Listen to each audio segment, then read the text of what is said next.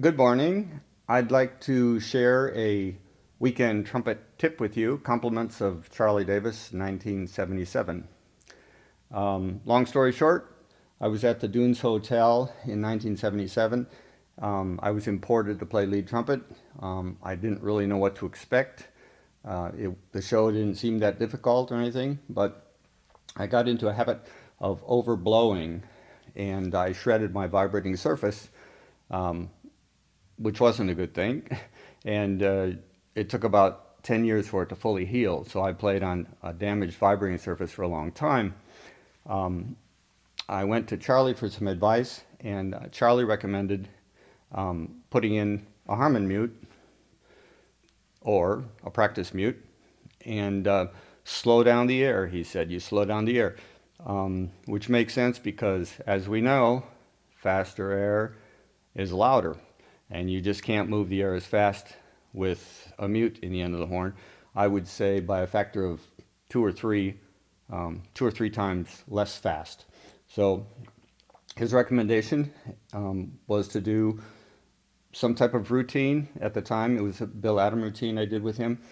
Some type of routine to slow down your air and get used to playing a little bit softer. I would add that the most damage I've ever seen take place in the world of trumpet is overblowing.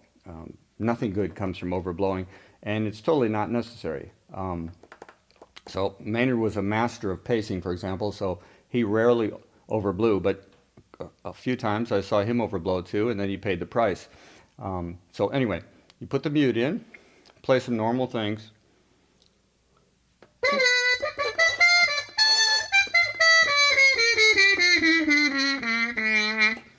Maybe some exercises with some tonguing.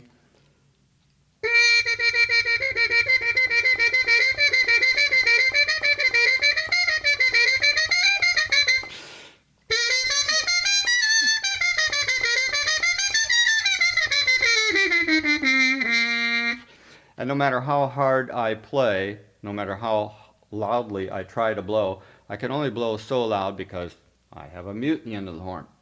So it's self-regulating. You can try to overblow it if you want. It's best to back off and let things resonate rather than just brutally attack it. But either way works because it slows down the air. The neighbors are still asleep, so I can't tell you what happens, but when I pull the mute out, but it's much easier, and you're playing at a reduced volume, which of course keeps you from overblowing. So anyway, and for those of you out there who still think that fast air makes you play higher, putting the mute in should reduce my range, correct? Because I've slowed down the air 2 or 3 times at least. Here I am with practically the same range.